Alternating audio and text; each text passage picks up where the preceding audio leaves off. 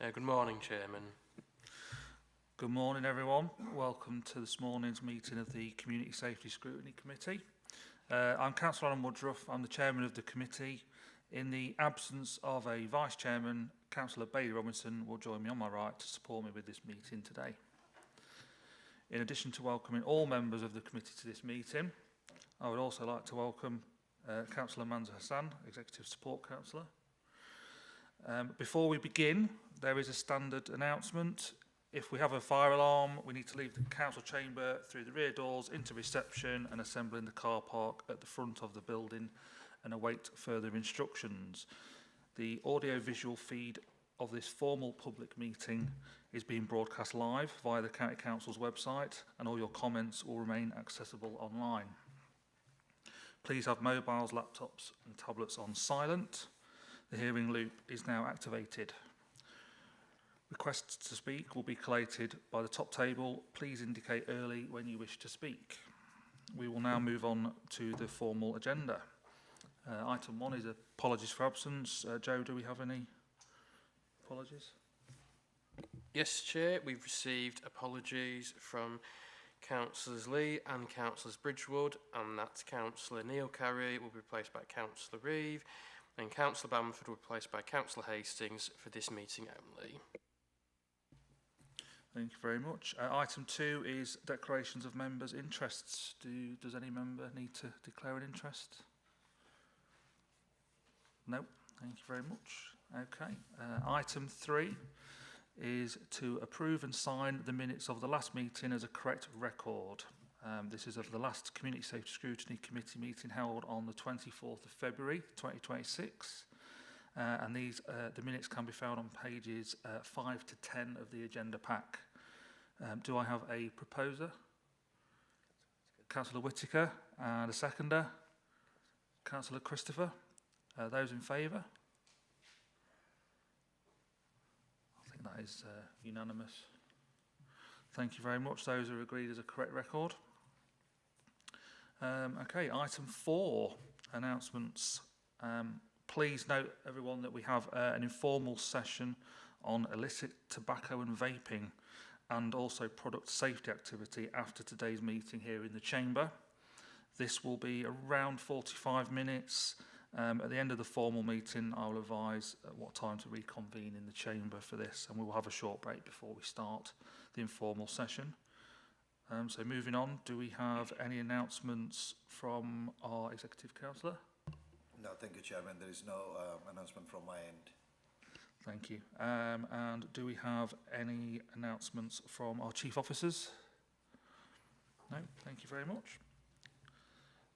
We will now move on to the main agenda. So item 5 is the Lincolnshire Fire and Rescue replacement of the 12-ton man appliances. This is a pre-decision scrutiny report found on pages 11 to 22 of the agenda pack. This decision is due to be considered by the Executive Councillor for Community Safety between the 7th and 13th of April of 2026. This report will be presented by Joe Housestead, our Assistant Chief Fire Officer. Over to you, Joe. Thank you, Chair, and thank you, Councillors. So this paper and this report is about our capital replacement programme to replace our fire appliances. So I'll go through the summary. So Lincolnshire Fire and Rescue Services committed to providing our firefighters with the best equipment and appliances to make sure that we can respond to our communities safely and effectively and provide a professional service to the public. Lincolnshire Fire and Rescue Services plan to procure 18 new Type B fire appliances to replace an ageing fleet. All 18 appliances were procured over a 4-year period. This will be achieved in 2 phases: delivery of 9 vehicles in phase 1, which is what this paper is about, and then another 9 vehicles in years 3 to 4, which a separate report will come to Council next year. The report seeks the Community Safety Scrutiny Committee endorsement for the procurement of the first 9 appliances in phase 1. The procurement will support the planned replacement of an ageing fleet, which will ensure operational resilience and provide Lincolnshire Fire and Rescue Service with a modern, future-proofed frontline appliances. These appliances will be equipped with the latest firefighting and rescue technologies to support our firefighters in delivering a professional response to the public. So the recommendations for the report is the report seeks the following recommendations: that the Executive Council for Resources approves the scheme for the purchase of fire appliances as detailed in the report, and that the Executive Council for Community Safety approves the undertaking of the procurement process for delivering of the scheme to purchase the initial 9 vehicles for Lincolnshire Fire and Rescue Service, and for the contract to commence in 26-27, plus an extension of up to 12 months to cover the build and the delivery process. The estimated total value of the contract is roughly 3.4 million. The reason why we're looking at a year extension on this is because we have to do a procurement process in 2 parts. So we first procure the chassis of the vehicle, which takes a bit of time, and then we've got to go out to tender for the various different components that are applied to the vehicles, which takes a considerable amount of time, so hence the extension of 12 months in this report. The reasons for recommendation: this is a critical programme for the Council and for Lincolnshire Fire and Rescue Service. The benefits of replacing the initial 9 fire appliances in Phase 1 include opportunity to create an appliance that reacts to the evolving risks faced by communities of Lincolnshire. So it's really important that we keep up with modern technology, modern vehicles, so that we can respond safely, effectively to all members of our community. Take advantage of new developments in technology with the appliance build and the allocated equipment. So some suggested thinking at the start is we're looking at battery-powered equipment, we're looking at potentially a clean cab policy, which makes sure that we further reduce the risk of contamination to our firefighters, and various other bits of equipment which will go with the modern fire appliances.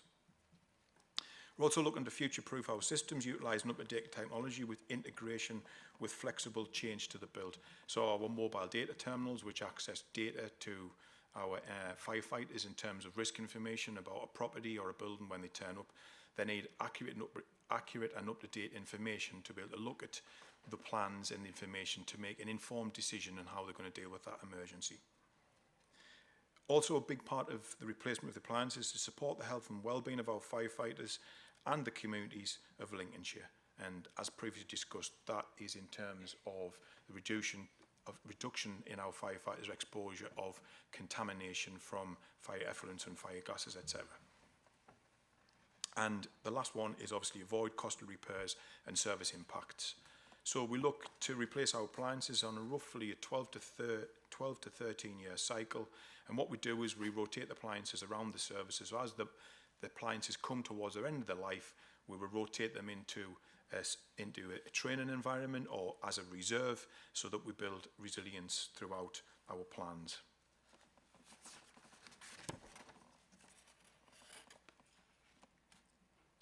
So if the paper is approved, we will shortly go out to in the procurement framework. So the framework will be launched on the 1st of April 2026, allowing us to access the most up-to-date list of suppliers using the PCR 23 regulations. Finally, just equipment and technology. Although the vehicle chassis and the bodywork will be procured through a primary tender, the operational equipment will be sourced through separate procurement routes, ensuring the best value and access to specialist suppliers. And that just goes back to my previous point about the chassis is one procurement, the equipment and what goes on it is a separate process. And that is a brief overview of the paper. I'm happy to take any questions. Thank you very much, Joe, for that. Okay, yeah, we'd like to invite members of the committee to speak on the item. Councillor Robinson, do we have speakers? Yeah, Councillor Reeve. Thank you. Thank you for that report. I read the report and a couple of things came up. I'll just give them one at a time. The clean cab policy, where breathing apparatus won't be available from within the cab. The crew will have to exit the cab to don the breathing apparatus. And I understand that when they're getting back in the cab, they perhaps wouldn't want to take that back into the cab because of contamination. But if there's an external storage area where it could be contaminated gear could be stored, then at least they could arrive at a scene wearing the gear, as opposed to having to stop a mile away, get out the cab, get the gear on, get back in the cab, and then turn up on site. I'm just thinking, I understand the clean cab policy, but I don't quite understand how it would potentially work in reality. I'm thinking things like gas leaks, and potentially there's lots of battery energy storage systems with a lot of contamination that we kind of face in the future. I was wondering how that would work in reality. Thank you. Yeah, thank you for your question, Councillor. So the clean cab policy is predominantly focused around keeping breathing apparatus equipment stored in an outside locker and other equipment stored in outside lockers if and when it is contaminated at an incident. So the firefighters will still arrive on scene. They wouldn't be expected to stop up the road. It's a relatively new concept throughout the UK Fire and Rescue Service, and lots of other fire and rescue services have adopted, because the main aim and the main driver of the initiative is to reduce fire gases and the contamination to our firefighters. We are looking at it. We will go through a period of consultation with our trade bodies and our members and our employees to make sure that everybody's sighted on it and everybody's comfortable with our approach. It doesn't delay response times at all. It is, when we first pull up to an incident, previously when I talked about the MDTs, the officer in charge, like I previously was, is expected to get off and assess the situation before we put a plan in place. So that doesn't delay our responses. While that's happening, firefighters will dismount the cab in their full PPE and helmets, and then they'll don their breathing apparatus set, which in reality takes about 20 to 30 seconds. But the whole theory and the whole thing of what we're trying to aim is reduce the exposure to the contamination in the cab. Because if we get it in the cab and then it is transported back to the station, then it can affect others which weren't directly involved with the incident. So I hope that answers your question. It does. I still have concerns that they're getting out the cab at the scene without the equipment on at the time, and they could potentially be exposed at that situation rather than turning up wearing the BA was exiting the cab into a hostile environment. I know you're saying one guy's going to get out and assess it, but he's got to get out and assess it without the gear on as well. So it's... I do see your point. We would never pull up at any operational incident, whether it was a fire or any others, in the hazard zone. We approach with caution, and we almost take a defensive position at the start as we assess it. So the breathing apparatus wearers would then be briefed to move forward into that hazardous area. So we never actually drive the appliance into a hazardous atmosphere or hazardous area at the start. We hold back, we assess the situation, and then we deploy people in the correct levels of PPE and RPE, which is breathing apparatus, to allow them to go into that hazardous area. And that's how we zone and cordon off an incident. And once we establish those zones and cordons, that's where we would keep everybody out of the cordon who potentially could be exposed to any kind of hazards or risks, if that makes sense. It does. I'm sorry to labour the point, but until you know what the hazards are, you don't know what you're arriving to. You've got to make an initial assessment. And previously, when I've seen the firefighters on the way to an incident, they're putting protective breathing gear on the way there. And I don't see the risk of contamination if it's stored, once they've worn it, if it's stored outside the cab, when they get back to the station, it's all cleaned and checked everything, and then stored inside the cab. I don't see there's a particular problem with that. Is there something about that I'm missing?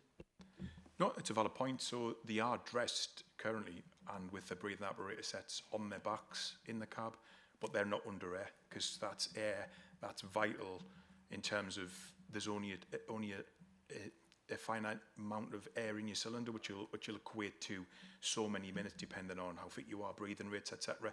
So they're not fully dressed in full RPE, respiratory protective equipment, in the car, but they've got it on their backs, and then they get off, step off the appliance, set up what's called an entry control procedure out of the hazard area, away from any kind of dangerous atmospheres. They'll then don the breathing apparatus set, and they'll be briefed, back to my previous point, from the officer in charge of where they're going to go, and that they know what they're stepping into and what they're exposed to, if that makes sense. It does now, yeah. Thank you very much for that. I've got one more question. Let everybody else go first. Thank you. Thank you. Councillor Whitaker. Thank you, Chair. I was going to ask exactly the same question, actually, but to add one thing to it, when they've at the fire and they've taken their contaminated breathing equipment off, do they then strip their firefighting gear off as well? And is that stored outside the cab so that they can just get in their, back in the cab in their, whatever they were wearing underneath their firefighting gear? Yeah, that's absolutely correct. So with any hazardous materials incident, whether it be fire, we're always advised to keep as much contamination as seen. So this is an evolution for fire service across the country. Is, yeah, you're right, Councillor, we would expect now our firefighters to dethrone, we call it, so de-dress, take everything off that's been heavily contaminated with the carbonaceous potentially substance that they've been exposed to, and then don full clean PPE. So this concept will store everything that's been contaminated potentially outside of the cab, because it kind of defeats the object. If you've been contaminated, you take your breathing apparatus set off. If you then don't remove your fire kit, you're then stepping back into the cab and contaminating the cab, where potentially we could have missed an opportunity. So it is a concept that's been developed and been promoted up and down the UK Fire and Rescue Service, and that's a concept that we in Lincolnshire Fire and Rescue Service want to explore further and look to potentially adopt into our new frontline appliances. Thank you. Thank you. Councillor Kendrick. Thank you, Chairman. Over the last 8 years, I've always been impressed on the visit to the fire station in my division on the level of kit they have, which they've obviously demonstrated to me. And so this is obviously a very welcome continuation of the previous policies, it were. The one thing I wanted to know, and forgive my ignorance on this procurement procedure, is this the standard procedure where the chassis is one part and then the other bit is the other part? It's not an innovation, it's the normal practice, is it, which you've done over many years?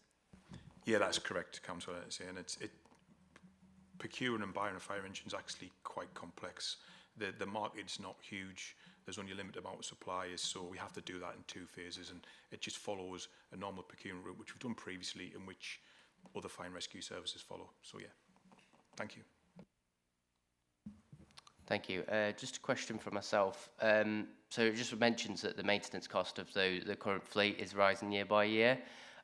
Once we've got these the first phase of new fire engines, how much cost savings are we going to see? Is there any data on that?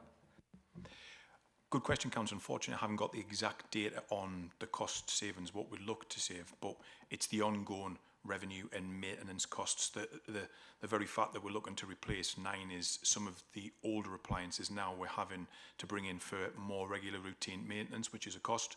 A couple of have damaged turbos, gearboxes, etc., which we've replaced. That's additional cost.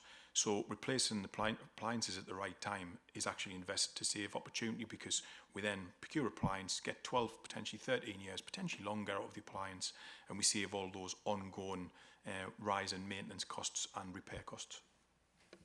And it said that these new fire engines are modular and can sort of be upgraded over time. Can that extend the lifespan of the, because it says 15, 16 years, I think, didn't it?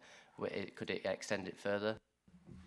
Yeah, and that's back to the Councillor McKendrick's point about the reason why we do that in the modular is because we can change modules to cater for future technologies and future improvements in appliances. And you're right, potentially extend the longevity of the appliance overall lifespan. Thank you. Brilliant. Thank you very much. Councillor Christopher. Thank you, Chair. I'm intrigued to know, my understanding is there's quite a backlog on getting these things made and delivered, so I'm just wondering what the lead times would be on them being received. And also, with regards to the 12-tonne choice, in January, the Department for Transport announced new local powers with regards to pavement parking. And of course, these are quite substantial vehicles, and I'm sure in our rather historic streets, it can be quite difficult to get these bits of equipment through. And of course, if there is a decision coming later in the year that would see that cars are no longer allowed to mount the curb when parking in certain estates, it might make it more challenging to get these vehicles through. And I'm just wondering whether that's been considered, and also, although we haven't adopted that policy yet, it's very likely, I think most councillors would support the idea of people not being able to mount the curb and damage our verges and whatever else if the opportunity came forward. But it'd be really good just to know whether your team are working with the highways teams to make sure that that's being accounted for, because I think the last thing we'd want is for you to be unable to access a road or an area. Thank you. Yeah, thank you, Councillor. The first question about lead times, the reason why we've got that extra 12 months extension is because the different procurement process we've got to go through. We're looking to get the chassis quite quick. That's kind of the easiest part. We'll go out to procurement, go out to tender, and hopefully get those chassis pretty quick. The rest of the time, the extension of the paper gives us the opportunity to go out to market and then to decide what our approach will be. If we do adopt a clean cab policy, then we need to look at procurement routes for that, etc., etc. So the lead time will be between 12 to 24 months to getting them completely in service and finished. We're hoping to bring that down and reduce that a lot, but sometimes we're just being dictated to by suppliers and their demand and their, the supply chains at the moment, which are a little bit tight due to various things that's going on across the globe. In terms of access, we always look at the new appliances in terms of the size, their shape, their complexity, about how we can get to anywhere within the community. We constantly do social media campaigns. We try and warn and inform the public about, just reasonable parking. We don't expect people to mount curbs or grass, but just be considerate to leave enough distance to get a fire appliance through. In general terms, a fire service appliance is not much bigger or wider than a refuge or a bin lorry, so we kind of work on the premise that if that can get down there, that we can get down there. Now, sometimes we very rarely exercise our powers, but if we're really struggling to get access to somewhere with the police, we can get vehicles moved on scene if we have to, is a last resort. But you're right, a brilliant point that you raised, Councillor. We always try and educate the public, is to say, just be considerate where you park anywhere in a town or a rural part of Lincolnshire to make sure we've got access to all emergency vehicles. And it's not just a fire service, it's an ambulance. An ambulance is just as big as a fire engine, and a police car, luckily, is a little bit smaller, but they still can sometimes have access problems. We do work with highways, and we do work with right the way across the county council to make sure that access is provided during emergency. Thank you. Councillor Brockway. Thank you very much. Two things, please. I'm very interested in this contamination thing, simply because I've been just exploring it with families and babies who are now saying that if you're a smoker, you should actually change your clothes before holding a neonate. And it's very interesting to learn how far that contamination goes through the very small particulates. So in line with that, I appreciate you taking off all the equipment and all the rest. Do the firefighters have a chance to wash? Because, of course, the particulates are going to cling to their skin and their hair. So they're going to be getting into the cabs without the equipment, but they themselves could be contaminated. So that would be my first question. Yeah, thank you very much, Councillor, for your question. So absolutely, once they've removed all pieces of contaminated equipment and PPE, we then ask them on scene to have a good wipe down. So we provide them with clean equipment to clean as much off as they possibly can, and then don a fresh set of PPE. We also, in our procedures, advise them as soon as they get back to station within the hour is to take a shower to remove. Is pretty much by that stage, we're hoping that to remove the very minute bits that's left of contamination. This work came about a number of years ago from a professor who was leading the way in Europe around contamination, and that's now come across into the UK Fire and Rescue Service. So I think the University of Central Lancashire is leading on this work, and it is being talked about at national level. So we've got to move with the change, and we've got to make sure that the welfare of our firefighters is at the forefront of everything we do. That's really good news. Thank you. May I just ask my next question, Chairman? Thank you. Yes. I'm obviously going to support you getting these new tenders, but what are you going to do with the old ones? So that's a really valid question, Councillor. The reason why we only procure in 9 is historically what we've done and other fire services have done is procured 50, 60, and then at the end of their life is you're almost come to a cliff edge that, you've got an aging fleet where you have to replace them all at once, so it's a huge cost. But not only that, is you don't build a lot of resilience in terms of if you get 4, 5, 6, 7 all breaking down at once, we haven't got something to be able to rotate straight back into service. So now we phase it. So with the brand new 9, we always move our appliances around. When we get these, we'll look at to see where our most aging fleet is, and then rotate some of the newer fleet into those positions. Some of the older ones we might move into the training environment, because obviously we need fire appliances to train our trainees on, and then if they're still in a reasonable state, we might put them into our spares for that resilience piece, so that if we need one, even because brand new equipment, brand new car could break down potentially, it's unlikely, but we build a bit of resilience in there. So we constantly rotate them around that cycle to get maximum value for money, but also to provide resilience across our fleet and our responses as best we can. Thank you. Councillor Reeve. Thank you. I think I read right in the report that the new engines come without any kit equipment or the sort of bits and pieces you use, and that a lot of the equipment will be purchased new for the new engine so that you get the latest cutting-edge equipment. Has the money been allocated in the latest budgets, or is it something you're going to have to, in the future budget setting with the council, that you're going to have to sort of say, well, right, we need X amount for so much new equipment because it's going to be 24 months, whatever it might be, before we get the machines and before we need the latest kit? Thank you. So we wouldn't replace every single bit of the equipment. There's quite a lot. I would probably say 75% of the equipment, hose, smaller equipment, smaller use tools that can just be recycled onto the new appliances. The new equipment we're looking at is battery technology for various different pieces. So yeah, as part of our capital plan, that's all budget through the budget cycle. So it's all been factored in over the next 5 to 10 years through our capital setting program. About in line with the appliances, the money's there is to look at new technologies as well. But a brilliant point and a good question. But I go back, my point is that there's roughly about 75 to 80% of equipment that will just be recycled onto the new appliances. Thank you. Thank you.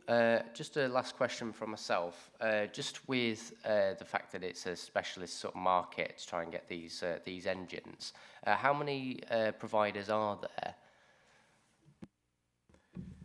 A great question, and I'm not 100% sure at numbers. It's probably, I would say, less than 10.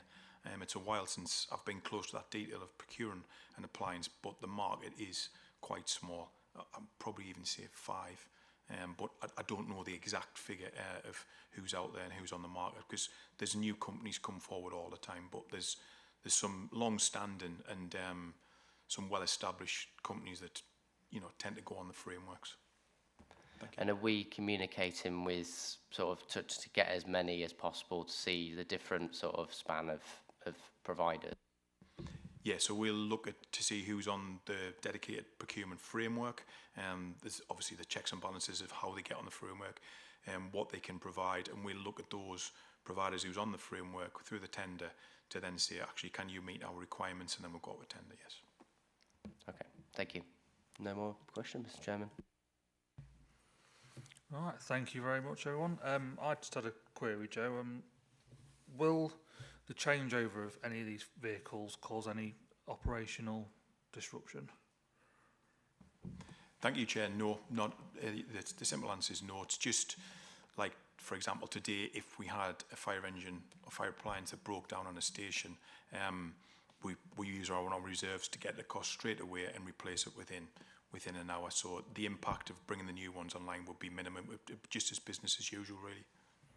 Thank you. And based on the fact that it might be essentially late next year before you even start seeing these vehicles, are we going to have our parts of our fleet that are beyond their operational life span? As in, if we didn't get these appliances, are we going to have a number of appliances that are past their best? They are coming towards the end of their operational lifespan, but again, back to the previous councillors, we do carry on routine maintenance and repairs on them, which actually sweats the asset a little bit and gives us a bit more time. So yeah, there won't be a pinch point. It may be some additional costs in terms of revenue and to maintain them further, but we're keen on getting these new ones in as quick as we can so that we offset those costs. Yeah, no, brilliant. Thank you very much. Right, thank you everyone for questions and comments. This will conclude the discussion on this item. Summary of the comments will be captured by the scrutiny officers and will be shared with the Executive Councillor for consideration. So I'm proposing that the committee has considered the report to the Executive Council for Community Safety and they've acknowledged the recommendations to the Executive Officer. Do I have a seconder? Oh, Councillor Robinson. Those in favour? I think that is unanimous. Yeah, thank you very much. That is agreed. Okay, we'll move on to item 6, which is the service level performance reporting against the success framework for 25 to 26 quarter 3. This is on pages 23 to 46 of the agenda pack. We will have a presentation by Joe Harstead again, the Assistant Fire Chief Officer, Martin Parker, our Assistant Director for Public Protection, and Christopher O'Rourke, Head of Communications and Engagement. Over to you, Joe, if you want to start. Thank you very much, Chair. So the purpose of this report is to summarise the service level performance against the Performance Framework 25-26 as at Q3. All performance that can be reported in Q3 is included in this report. So the recommendations for this committee is to consider and comment on the Community Safety Service Level Performance 25-26 as at Q3. So this report details the service level performance measures for the Community Safety Scrutiny Committee that can be reported as of Q3. One measure that exceeded target, one measure that achieved target, 6 measures did not meet the target, 9 measures did not meet their target because they're contextual, and 2 measures that can not be updated. I will cover my sections and then I'll hand to other colleagues to comment on their parts of the report. So in terms of the fire aspect, I'll pick out that the percentage of home fire safety checks, this was above our target, so an actual was 91.8%, which is really pleasing to see. So we've seen an increase in the number of households, an increase in the number of residents we'll be able to access and speak to, and our home fire safety checks are aimed at those most vulnerable within our communities, and that's from a number of different aspects. So vulnerable to fire, hoarding, and the model that we use, which is included in the report, is called the Sherman model, and the Sherman is an acronym about how we deal with various different aspects of people who are vulnerable within the communities. Moving on, the percentage of building regulations applications responded to within 15 days. This is aimed at our fire safety team, so 92.9% out of 100. That is really good, to be honest. Some of these building regulations consultations can be quite complex. They can take up quite a bit of time, so that roughly that 8% is where we haven't got the capacity to meet that. But in broad terms, we're 92% ahead of the curve on all those building regulations consultations. The risk-based inspection programme, so we inspect commercial premises across Lincolnshire Fire and Rescue Service on a risk basis, so we inspect the ones that give us the greatest risk first, and we work down over it. So actual target we've done is the actual we've delivered is 307 inspections at Q3 out of 314. So we've actually still got a couple of weeks to pick up those other 7, and then we should meet that target in those. So we completed 307 audits between April and December 2025 against a target of 314, just 7 short. And we will be expected to pick up that shortfall down the line. Fire fatalities, we've had 5 very, very tragic and very sad events over the last sort of 9 months. However, after every incident that results in a fatality, we do a comprehensive sort of review of how we've responded with loads of other agencies and partners to get understanding of could we have done anything better, could we have recognised the person earlier, etc., etc. So we will continue to do that, and obviously we do have close liaison with a coroner who might have recommendations about how we responded or what our actions that we're taking.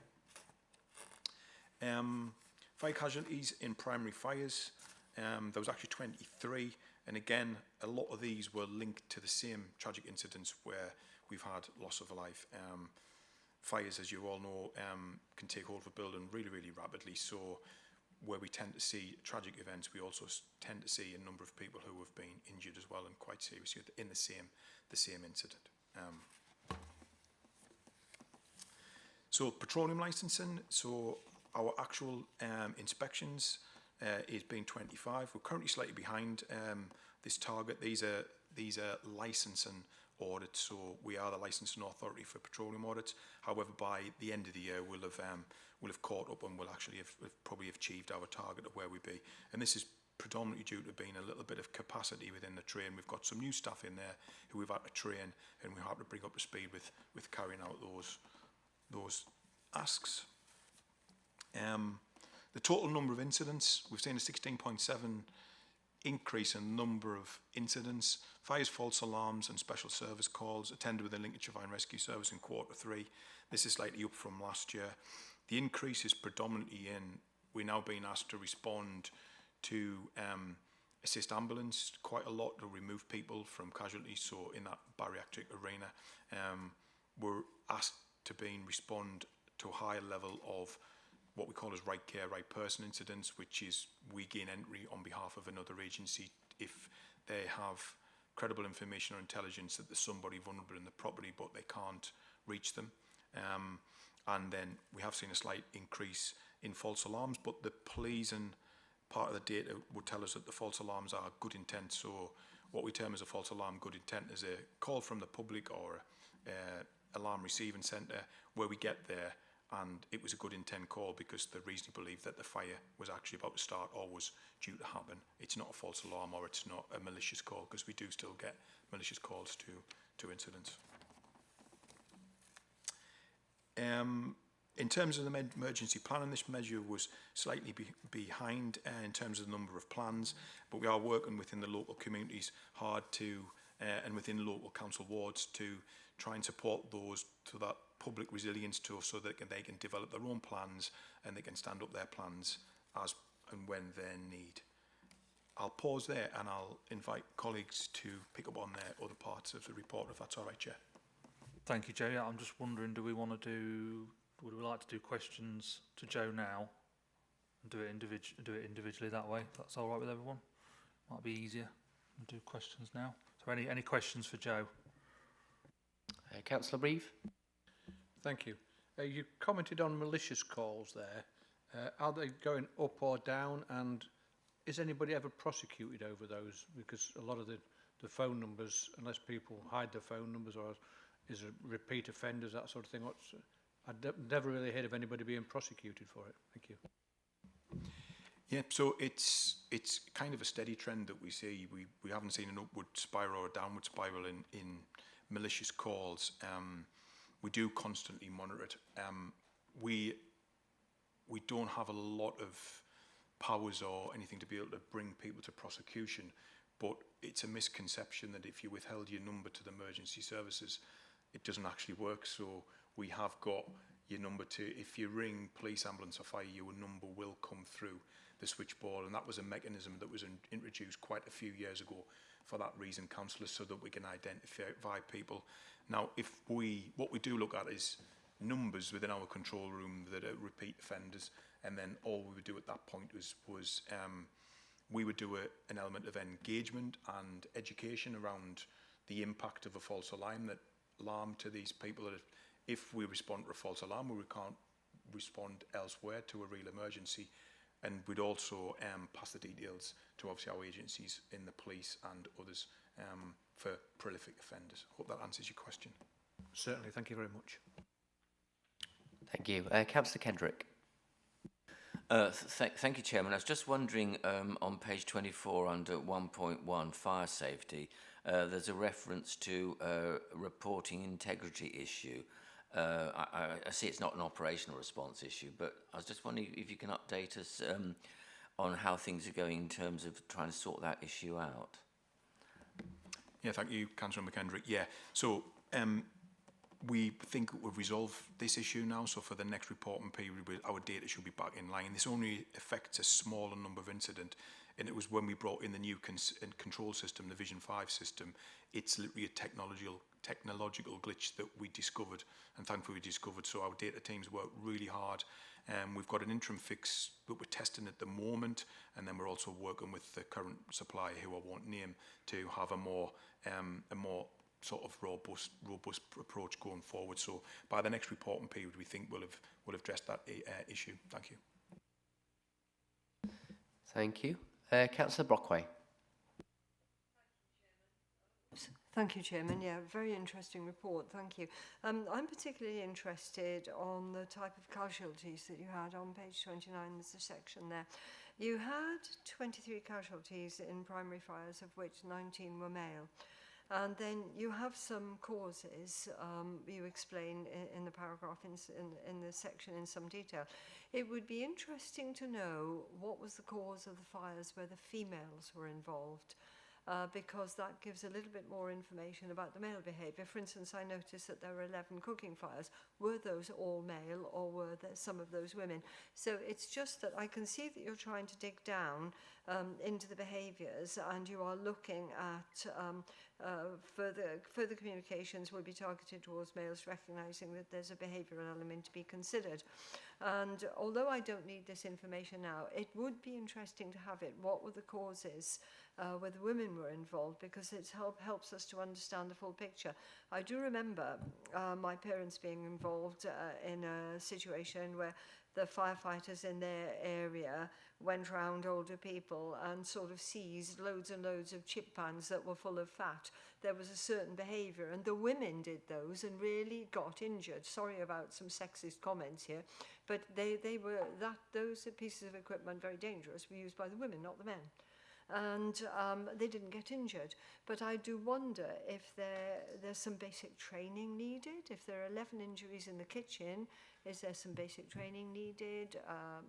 Is there any facility with our service to check the type of equipment that people are using? So a raft of questions there, but particularly I'm interested in the male versus female causes. Thank you. Yeah, thank you for your questions, Councillor. I haven't, unfortunately, got the level of detail to be able to break that down. But what I can absolutely assure is we look at every single incident and we do a full and comprehensive debrief around those issues. So when our community safety advocates and our community safety team go back in following that incident, they'll be looking for the causes of fire. The fires are investigated by our fire investigation team, who will then share the learning across the organisation. But what our community safety team will do is, throughout the learning and debrief process, they will capture themes. So, for example, is this the 6th incident this month where it has been a chip pan? Yeah, and I was around those times where we did go out and did ask people. We can't remove someone from somebody's property, but we advised them that you purchased a deep fat fryer and stuff. So, following every single incident whether there's a casualty or not, or whether there's an injury or not, we look at the cause, we look at the origin, but we look at external factors like that. So I don't think your comment's sexist at all. If there's a trend in females hurting themselves or being exposed, then we need to target those. So on the flip side, we gather all of that, we look at it, our community safety team will then look at it, targeted campaigns. So if we have to do social media campaigns, or we have to go out in a certain area, and then it's the types of themes that we might do.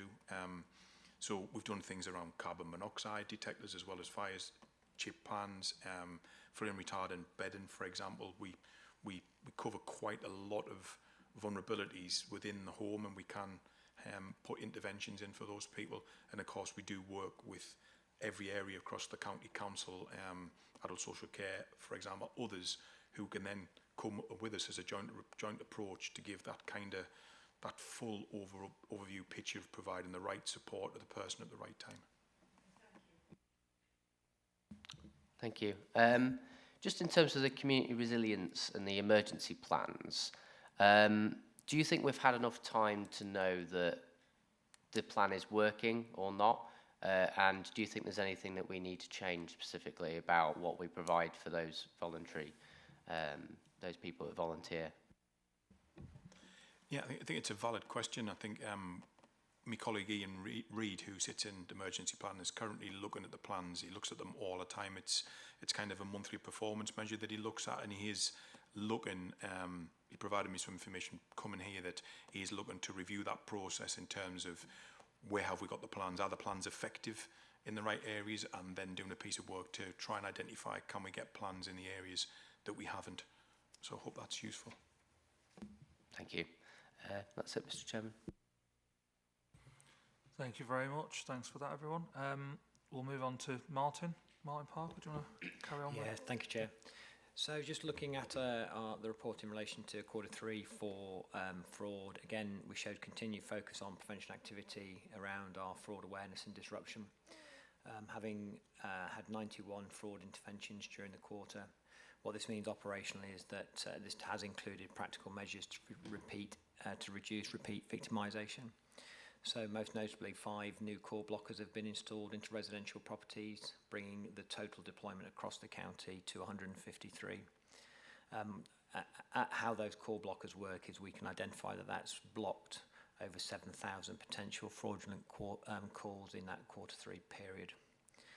Alongside that kind of prevention and disruption activity, we've also delivered a number of community and professional fraud prevention presentations, 22 in the community, reaching over 478 residents, and there were also 561 completions of the Friends Against Scams e-learning course, which is taken up by staff across multiple sectors.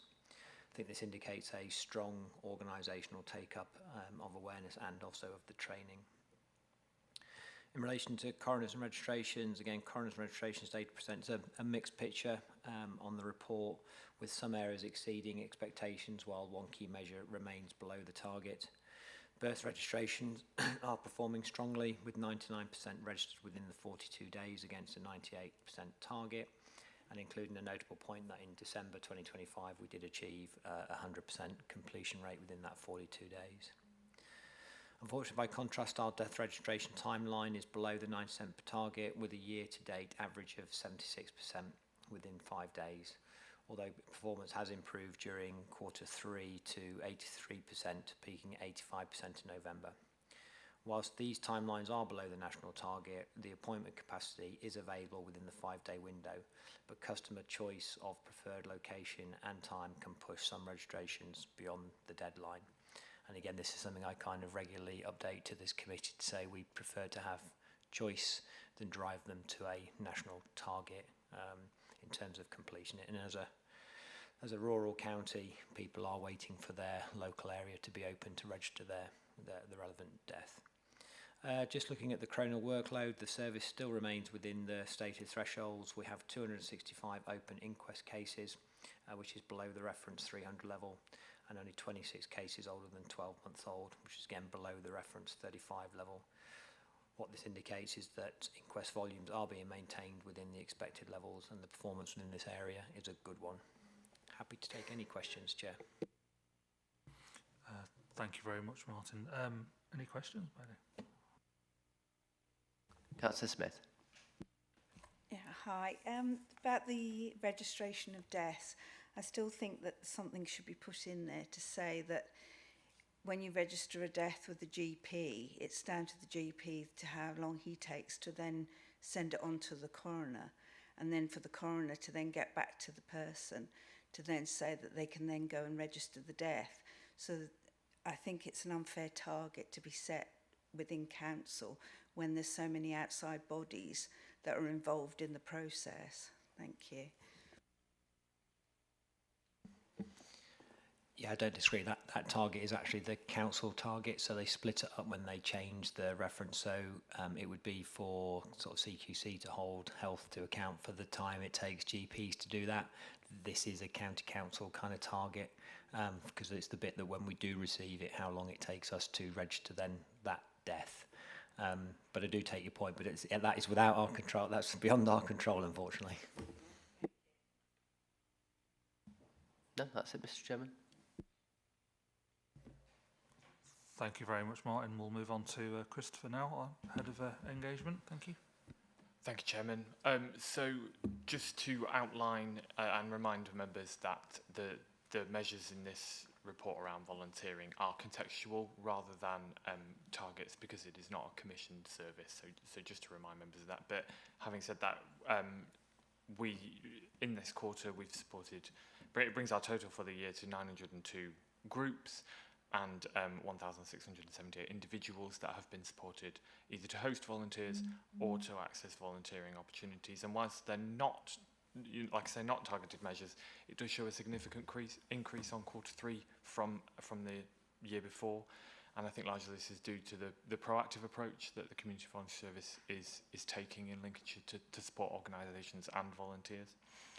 And some of that's due to some of these marketplace events that they held earlier in the year, and they've seen the success in those. So they have 7 volunteer centres, permanent centres, one in each of Lincolnshire's districts, but recognising obviously Lincolnshire's size, they've started doing these marketplace events and more outreach pop-up sort of events in different venues around the county. So they're continuing to doing that, including positive conversations with our own library service around utilising some of our libraries and community hubs as well to reduce one of the barriers that people face to volunteering. That outlines just sort of some of the things in the report. I'm happy to take any questions. Thank you very much, Councillor Robinson. Any speakers? Councillor Kendrick.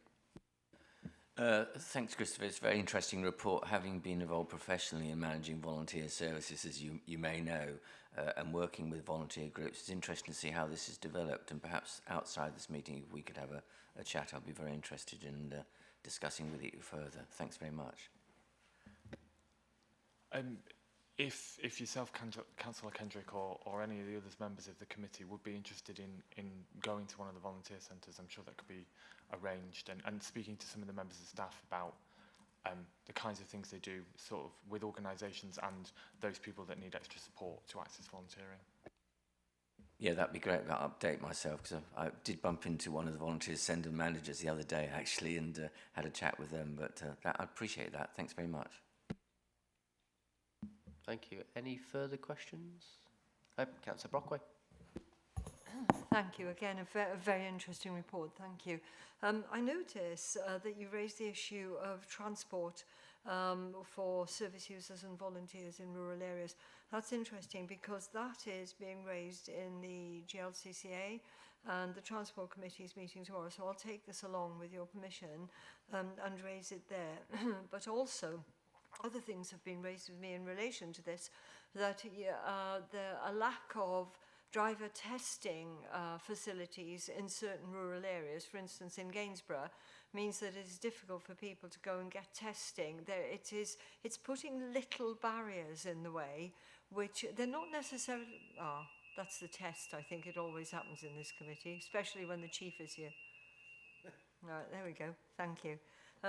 They're little barriers. You know, these people, of course, can go somewhere else to get a driving test, but sometimes they can't, and it's the one or two who can't that can remove volunteers. So it's these tiny, tiny knock-on effects that we need to be looking at. So I'm pleased that you're raising that, and with your permission, I'll take that forward and raise it tomorrow with the other authorities. Thank you.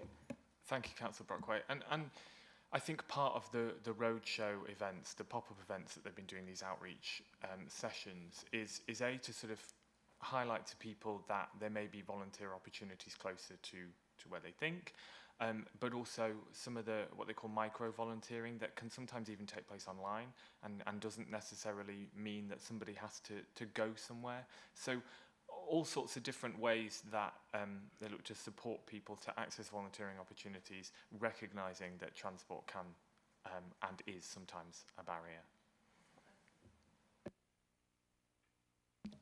Thank you. That's it, Mr. Chairman. Excellent. Right. Thank you very much to our officers. Thank you all for your comments and questions. I propose that we have reviewed and are satisfied with the detail of the performance contained within the report, and that officers be thanked for their presentations. Can we please raise hands if we agree? And that is unanimous. Thank you very much. That is agreed. Okay. Item 7 is the Community Safety Scrutiny Committee Work Programme. This is found on pages 47 to 54 of the agenda pack. This item enables the committee to comment on the contents of the work programme. This report will be presented by Hannah Colclough, our Scrutiny Officer. Over to you, Hannah. Thank you, Chair. And the next meeting of the 5th of May, we have 3 substantive items on the work programme currently: illicit tobacco, vaping and product safety activity, which our informal briefing after this meeting will give us some context on. We have the Lincolnshire Fire and Rescue Waddington Training Facility, and then sitting as the Crime and Disorder Scrutiny Committee will have the Prevent Annual Report. Thank you. Thank you very much. I'd like to invite members to speak on the item. Any comments or questions? Oh, yep, Councillor Christopher. Obviously, it was my wedding anniversary when you had the visit to Waddington, Chair, and I just wonder whether you've sort of got anything memorable that came from the visit that might be worth sharing with the committee, or for those of us that unfortunately had to avoid divorce by making sure that we didn't miss that important date? I think overall, I think everyone attended. I think it was all. It was very knowledgeable, quite insightful. You can see the potential of the site, the services that it offers, the opportunities that are on the site. It is clear. I think Joe would probably agree. Everything is sort of begged, stealed and borrowed from around. It's showing its signs, but there's a lot going on there. There's a lot of improvements that could be made, but it's a brilliant site for what it does and how it does it. And I think obviously when we were there, I think we had London Fire Brigade were there. We had International Search and Rescue teams were there. I think EMAS was there as well. So it's not just for LFR. It is, and I think the one of the main takeaways I think was the fact that a lot of fire services, especially like even London, can't do live fire training because of where they are, the locations, and I think that's one of the big take homes, is that the site allows real live training, and I think that the site's got a lot of potential, and I think that the next meeting will highlight that. But I think everyone was very positive on the visit. But you should have come. There was you could have had a walk around, could have a nice walk around in the countryside. I'm deeply saddened that I missed it, and I would just ask that any future opportunities to go there don't fall on the 20th of March, if that's all right. But thank you.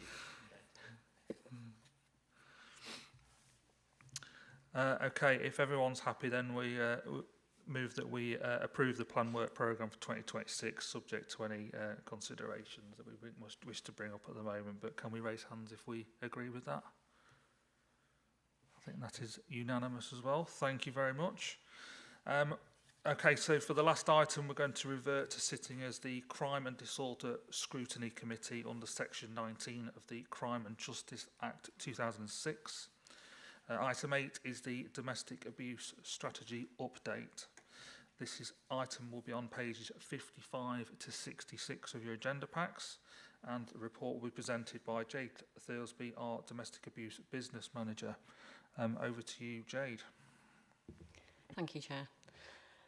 Yes, hello everybody. I'm going to give you an update on the domestic abuse strategy for 2025-28 and give you a progress review of the first year of that strategy, picking out some kind of key achievements, emerging trends and any kind of system-wide activity. I've also provided in the report a summary of the alignment of the domestic abuse strategy against the national recently published VORG, Violence Against Women and Girls strategy as well, just so that we could sense check the work that we're doing within the partnership and make sure it does align with that national strategy.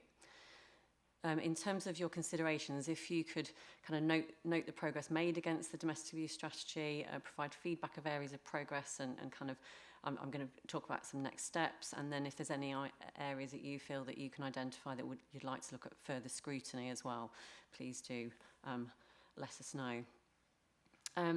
Domestic abuse remains one of the most significant and high impact issues affecting communities across Lincolnshire. It is consistently one of the highest volume crime types in the county and is a major driver of safeguarding activity, child protection interventions, homelessness presentations and health inequalities. So it's a really important focus of work that we have obviously within our community safety offer within Lincolnshire. The Lincolnshire Domestic Abuse Strategy kind of has a whole system approach, and we've built that on some core priorities, and the priorities are prevention, early intervention, responding to risk and harm, and then supporting long-term recovery and safety.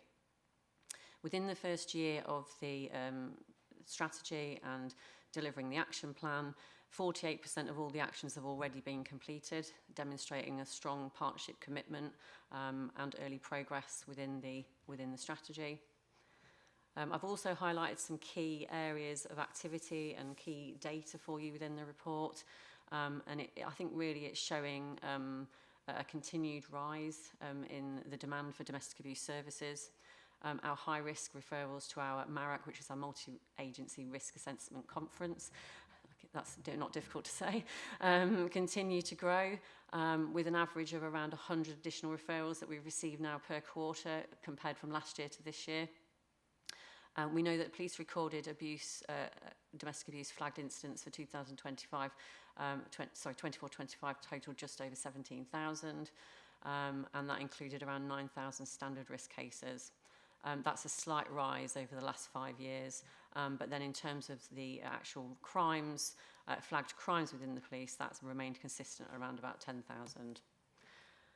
I also wanted to highlight the preventative work within schools that we continue to do around healthy relationships within our education officers and the number of young people that we are reaching through that work. And you can see the breakdown of secondary schools and primary schools in there. So 21,000 people, roughly, in terms of children working with in the secondary school, and just over 15,000 within primary school. And that continues then to strengthen our kind of early intervention across our schools. And within our domestic abuse services, we have also supported over 2,000 victims, including children, adults and people with complex needs. That represents a slight increase on last year's figures as well.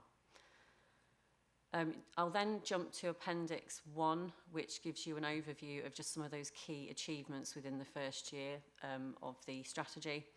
And what I've tried to do here is pick out the salient points that we've moved significantly forward within that year, and then also try to demonstrate some impact and evaluation. Some of these things are early stages. So, for example, the development of the domestic abuse suicide prevention toolkit and the training package. We are going to be creating an evaluation and impact assessment that sits alongside that. That's literally just being launched in April, but the partnership's been working really hard to produce that, and this is about obviously providing clear guidance, improving understanding of domestic abuse and suicide risk, understanding domestic abuse, the risk management as well that kind of sits around that, and having a county-wide approach to that. So there's a lot of work that goes into that piece of work, and then we now need to see the impact of that and what that means to us, the so what really. So we'll be monitoring that and putting something in place. Another area I just wanted to pick out of the appendix is around the commissioning and the mobilisation of the new Lincolnshire Safe Accommodation Service. We now have 41 units of refuge, dispersed and move on accommodation within Lincolnshire, supporting our most high-risk victims of domestic abuse and their children. We have enhanced support within the refuges and safe accommodation for children and young people, and we've got specific provision for people with complex needs, as well as an improved translation and interpretation services available. In the first 6 months of the contract, 35 service users were supported at the service, 70% who have disabilities and 72% of whom had suffered from physical abuse, 34% from sexual abuse and 81% from emotional abuse. With the ongoing support of the service, 90% have increased their health, well-being and resilience, 76% are more aware of how to identify abusive behaviours, and 77% of those people feel safer. There are some quotes in there as well that kind of hopefully bring that to life in terms of what people are saying and how that impacts them.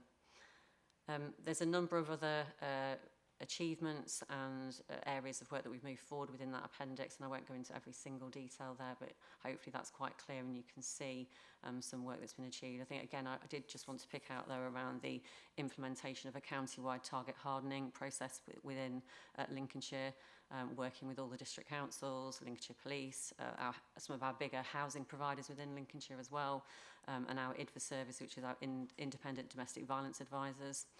And what that's about is being able to create a consistent approach across Lincolnshire for people to access target hardening in the same way, whether they live in Lincoln or whether they live in out in East Lindsey somewhere in Louth, for example. So it's making sure that people have that consistency.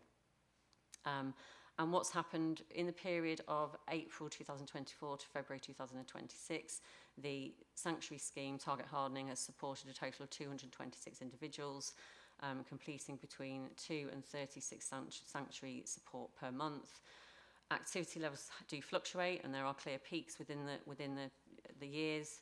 But the feedback that we've had from our actual service users that have used this service has been overwhelmingly positive. Most respondents have been given, through our evaluation that we do, given the highest score of 5. And I think really importantly, it's just the fact that they are saying that they feel safer within that period. We are going to be doing a full evaluation of that service because the first 2 years of that service will be coming to an end in April this year. So it will continue as an ongoing business as usual programme, but the initial project was to really create this consistency across Lincolnshire. So we will do a full evaluation, and we'll bring that to a later meeting, to the scrutiny panel for you to see, and hopefully we can give you a real in-depth insight into that service. And then, as I said, there's other elements within that, a number of other elements within that appendix as well. And then back to the report, just to then pick up the alignment of the domestic abuse strategy with the National VOG strategy. So having looked at both quite closely, the Lincolnshire domestic abuse strategy demonstrates strong alignment with the VOG strategy, particularly in relation to survivor-centred trauma-informed practice, a whole system coordinated community response, early intervention and prevention, perpetrator accountability and disruption, and strong governance, partnership working, and a learning culture. And again, I've produced at Appendix 2 a table that goes into more detail around those alignments and where we sit within our domestic abuse strategy, whether there's a strong alignment, whether it's partially strong, whether it's developing. And I would say that some of those areas that's okay, because actually the focus of our strategy is around domestic abuse, whereas the focus of the VOG strategy is around violence against women and girls. So the alignment may be slightly different, but actually every element that is strong within the VOG strategy is also, there is some element of that within our own strategy within Lincolnshire. We will work as a partnership on those areas where it says developing or partial to see whether we want to kind of align that slightly more within our domestic abuse strategy. We'll address those through the partnership. But I think it shows a real clear work around prevention, working with children and young people, supporting our victims, and that's some of the key areas. Again, just going back to the report, in terms of risks and challenges, I think just to point out there's obviously rising demand, particularly at MARAC. Continues to place pressures on services. There's an increase in case complexity, including mental health, substance misuse and economic vulnerability. Workforce capacity challenges across multiple agencies. We know that there's been a lot of changes in organisations and there's a lot of cuts to service, and obviously that does have an impact on what people can do and how we can provide that support, but we continue to do that and work well as a partnership. National policy changes also requiring ongoing adaptation, and then sustaining funding for specialist services in the medium term is always a really difficult area of work. So next steps, we'll deliver our year 2 actions within the strategy. We'll expand our workforce training and development to ensure targeted learning, strengthen data sharing and analytical capability, particularly around our impacts and evaluation elements, and then enhance early intervention and prevention pathways with safe accommodation and housing, and monitor and respond to emerging trends, including domestic abuse related death reviews and any new statutory guidance that comes through as well. Happy to take any questions. Yeah, thank you very much, Jade, and I'm sure the committee will agree to send thanks over to you and the team for all the work and support that you provide. Councillor Robinson, any speakers? Yep, Councillor Smith. Thank you, Chairman. Well, it's with sad news, really, that we read that there's an increase in domestic abuse. But do we still have enough safe accommodation service being delivered within Lincolnshire? Or is this an area that's going to have to be increased in the coming year? Thank you. Thank you, Councillor. Yeah, I think what we often see in terms of increase in domestic abuse reporting, we often see that as a positive because we know that people are then reaching out to get service, to get the support that they need to hopefully move on to be free of abuse, you know, in their life. So what we have seen is an increase in that reach out for support. In terms of the safe accommodation, we've only recently gone through our needs assessment and procurement activity. So we have increased our provision, and when obviously we monitor that continually. And what we will do is when, you know, that comes to a certain point in our contract, we'll review that need and like I say, continue to do that. So we are ongoing doing that. And then if we get to the next procurement, time, then we would obviously look at what the need is at that point and address that within our next contract. But we feel really satisfied that we did a very robust needs assessment process and we've got what we need at the moment for Lincolnshire. Thank you. Just a few questions from me. Thank you for delivering this strategy. I attended one of the healthy relationship sessions at Summercoats Academy, where essentially we went through a video with the sidemen, and they were put through a scenario where they were projecting a sort of status where they were not treating a woman very well, and they were doing that for entertainment purposes. They wanted it so it was more for entertainment purposes rather than what you should do. And I think it was very good that was shown to people before they get into that and they think that's right to do. Yeah, I think that was a really good session that I'm pleased that over 36,000 students have done. Just regarding the RSPCA partnership, so does that mean that if a report is done regarding animal welfare, that is flagged that there could be a link between and vice versa? Yeah, absolutely. Yeah, very good question. Thank you. Yes, so we've just introduced that and we're just working on, again, how we're going to monitor this. But essentially, if somebody there's issues with abuse against animals, they'll also be trained to understand if they're looking out for signs of domestic abuse as well when they're doing that inspection. So when they're actually going to rescue the animal or look into inquiries around that, they can obviously then look at the domestic abuse element within that as well. You know, it's not always, but there is a strong alignment with that, and we've seen obviously cases in Lincolnshire where that's been the case as well. And I know it's nationally, it's very, very prominent at the moment in terms of getting that information out there. And then the other way round as well, absolutely, if domestic abuse is suspected and then there's animals in the home, we can also then obviously report through to the RSPCA, so we have a reciprocal process now.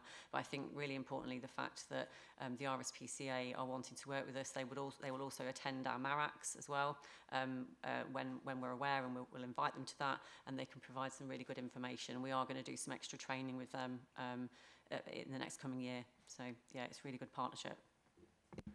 Yeah, it sort of makes sense with that there can be a link, and I think we have heard stories before where that is the link, so it is incredibly important. Just with these safe accommodation services, so just the stat that 77% do feel safer. So the 23%, is that necessarily so they don't feel safe in that environment, or that they still don't feel safe when they come out of that accommodation? Thank you. Yeah, it's really difficult because obviously it's very subjective, and I think that at the time of being asked that question, some people will still have kind of issues where they've not quite, dealt with everything that's happened in their life, so they'll have to go on and have ongoing support. And some people have been experiencing domestic abuse for a long time. It's entrenched. It's something that, like I say, to feel safe, they're going to probably potentially need another year of support outside of that accommodation. you know, I think a lot of people stay in the accommodation and then they leave there, they're placed in permanent housing, they feel that they've moved on in their lives, there is that small percentage that then needs that extra support in the community. And probably what we need to look at is how we then ask that question maybe another year down the line, when they're actually not in the, you know, they've been out of the accommodation, they're moving on with their lives and they've got that extra support they need. But yeah, I'll take that back and we'll look at how we can potentially evaluate that. Thank you. Thank you very much. Oh, Martin. Yeah, sorry, I just wanted to come in on the domestic abuse link with pets. I think it was on the news a couple of weeks ago that there is a domestic abuse pets bill going through Parliament at the moment that's being progressed as a result of animals that were killed as part of coercive controlling behaviour. So it is being considered formally by government about introducing that link, which will strengthen then the prosecutions and also orders when things do go to court. So yeah, the evidence is strong between that link between utilising pets as part of coercive controlling behaviour. So really, really good initiative by the team. Yeah, thank you very much. Councillor Reeve. Thank you. Thanks for the report. I also was quite saddened to hear that these figures are rising. I do hope that a lot of it's down to more reporting, as you mentioned, and not just that the actual incidents are increasing. And I think if I've got the figures right, last year there was approximately 750 children in care, and this year there's around about 850 children in care that's been taken away from the home environment for various reasons. But I also just, you didn't mention in the report whether a lot of the abuse is male on female, female on male, same sex or adult and child. There wasn't a split. And I just wonder as well, there are certain circumstances where the male is the victim, and are there any refuges suitable for males to go to that's not the same building as females? Thank you. No, thank you. Yeah, in terms of the figures, the 750, well, can I just double check where it is? I just want to make sure I'm getting the right response for you. Was that in the first part? No, that was my own figures. That I understand it's about 750. It's now about 850 children, I think. Okay, so in terms of obviously, if they're in care in terms of children's services, obviously it could be for multiple reasons. Might not just be for domestic abuse. So obviously, we just need to look at those figures and make sure that they're obviously accurate. In terms of safe accommodation, we have dispersed units and move-on units that are available for male victims of domestic abuse. So obviously we can't have male and female in the same accommodation, but we've increased those numbers in this new contract. So there is more available now for male victims and also female victims with older male children, because again that can create a bit of an issue in a refuge environment. So yes, absolutely, and we do outwardly promote that is available obviously for male and female. The service is there for all people. What I would say around the figures is we can absolutely get those figures for you in terms of the breakdown, but predominantly it is female victims. It is, you know, a gendered kind of crime, but we, like I say, we do know that men do suffer as well, and we have done some really good campaigns in the community to make sure that people are aware that, you know, as a male, that does not mean you don't suffer domestic abuse. You can still suffer domestic abuse, and that we will support you and try and make that really clear. Thank you. Excellent. Thank you very much. Thank you. Councillor Whitaker. Thank you, Chair. Thank you for your report. On domestic abuse reporting, you obviously get reported from various places it comes from, but you go into the schools and teach the children about it. What sort of percentage is actually reported by children, possibly against their parents or uncles, aunts, etc.? You know, do the children offer you a lot of reporting on domestic abuse?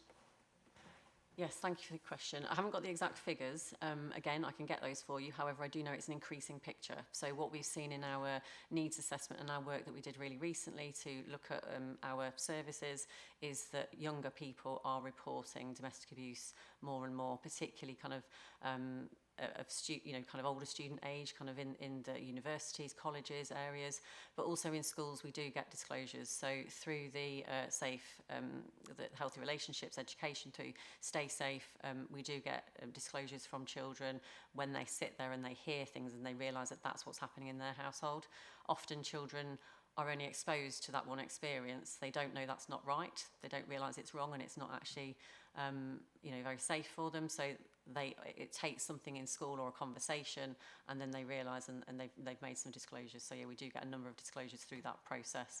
Schools are also fully trained. We do a high level of training with schools, bespoke training. We do twilight sessions so that they don't have to, they struggle to obviously come out of school time. So we do twilight sessions and support teachers so that they understand what they're looking for as well. Thank you. Thank you. Councillor Kendrick. Thank you, Chairman. I'm just wondering, I seem to remember hearing there was some discussion about the terminology domestic abuse and whether it was going to be changed to emphasise the severity of the problem. That's my first question.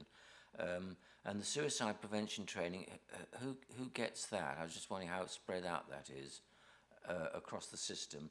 And I'm assuming there's a link with the SARC, the Sexual Abuse Centre that we have in Lincolnshire. Sorry, I'm throwing 3 questions at you. That's okay, thank you. I'll start with the SARC. So in terms of the SARC, yes, absolutely. I mean, our domestic abuse services work really closely with the ISVAs within Lincolnshire, so the Independent Sexual Violence Advisors and the Independent Domestic Violence Advisors. They are always working together, referring between and making sure that people are getting the right service. Often people disclose historical sexual abuse as well when they go to domestic abuse services, so it's about then providing that support. Obviously, anything that gets reported through the police around sexual violence or rape is obviously they go straight to the SARC and get supported. But again, we have that other referral route through our domestic abuse services as well. And I'm sorry, I forgot the other questions. Apologies, Councillor Kendrick. One was possible change in terminology, Yes. domestic abuse, and the other one was about the suicide prevention training. Yes. What extent is that given to people? Yes, so in terms of the change of name, I mean, I know that nationally it's called different things. It can be called domestic violence and domestic abuse. We've always in Lincolnshire called it domestic abuse because we didn't want it to be just associated with physical violence. We wanted to make sure that people understood that it is coercive control, it is emotional, it can be sexual. It's not just, that's not a good choice of words, but it's really important that we understand the breadth of what domestic abuse is. And so that's why we've never chosen to use the word violence. However, I think it's interchangeable and some people do use the word violence, and that's absolutely fine. In terms of the suicide prevention training and domestic abuse training, we are just in the process of rolling that out. So it will be available to everybody within Lincolnshire County Council, for example, within children's services, within adult social care. It will be available to all of our GPs, health providers, probation staff. All partners within Lincolnshire are able to access that. It'll also we'll make sure it's on the platform so that volunteers can actually access that as well if they want to, because we know there's a strong link again with people reaching out to certain types of professionals. GPs is one of the main professionals people tend to reach out to, but also friends and family. So actually that community understanding around those links as well and how to support people. Thanks very much. That's very good. I'm very pleased to hear it's going to be rolled out. Having done the training myself when I worked in the NHS, I think it's something that should be spread out as wide as possible. So thanks very much for that. Thank you. Thank you. Just one of the recent changes that they have done around the terminology of domestic abuse is around the deaths. So previously we used to have domestic homicide reviews, which were always very, not confusing to us as practitioners, but certainly confusing that there had to be then a homicide death for us to do a review, where we know that sometimes a death may be accidental, but there might be domestic abuse in terms of what's led to that, and also suicide. So government did look to change it and have changed it to domestic abuse related deaths. So it takes away the fact that it's the homicide. So that might be the change that you're thinking about in terms of the terminology and the changes. So that has happened, because again, a domestic homicide review, whilst there are a number of homicides that take place nationally, actually there was missing potentially lots of other deaths, and therefore it became confusing about when a review should and should not happen. And that's kind of that cleared it up. And Jade works on the panel and liaises with central government on advising what domestic abuse related deaths should look like in the future. So we have an expert in the room that's got a big footprint in kind of helping and supporting the direction of travel with that. Thank you. Councillor Christopher. Thank you very much for the report. It makes for pretty sad and stark reading, actually, going through it. I think in my 4 years at district in the city of Lincoln, I've seen sort of the inadequately housed families figure go from 1,600, and I think we've just broken 2,000 this last year, which means that there's a lot of people that are living with family, friends, or in quite cramped conditions, and really not ideal for the future. And I suppose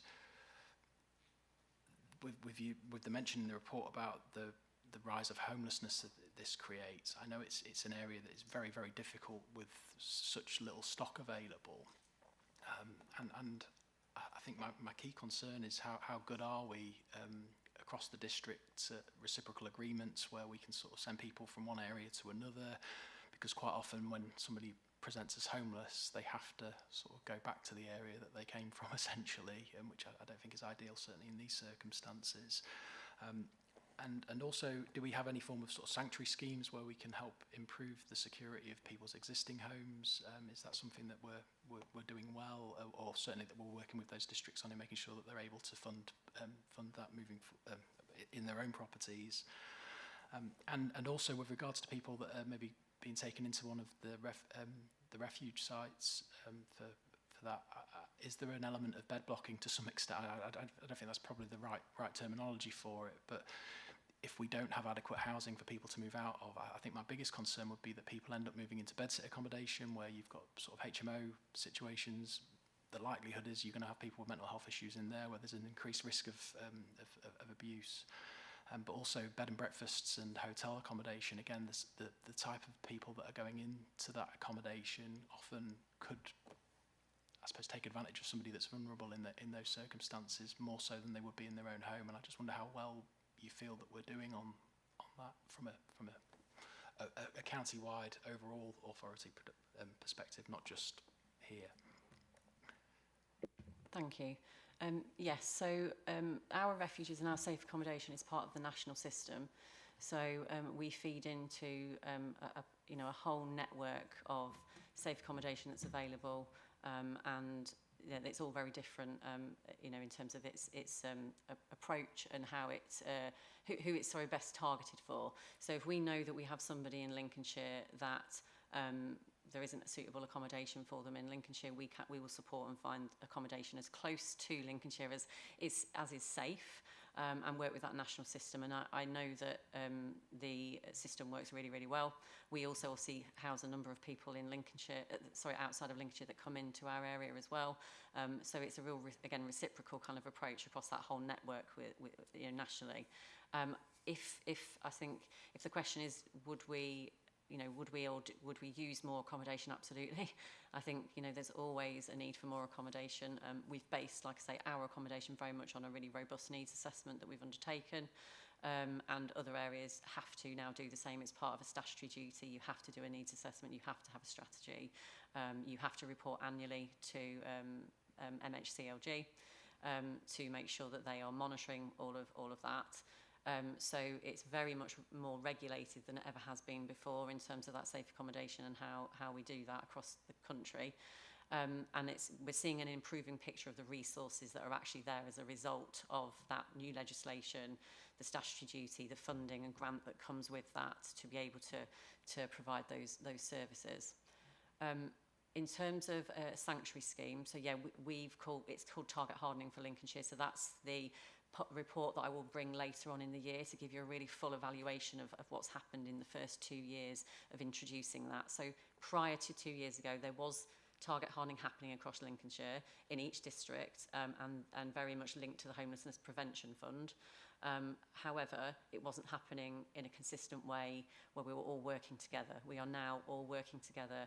We have one approach. It means that there isn't this postcode lottery type effect happening in Lincolnshire, and people are actually getting, like I say, if they were living in Louth, they're going to get the same services they would if they lived in Lincoln.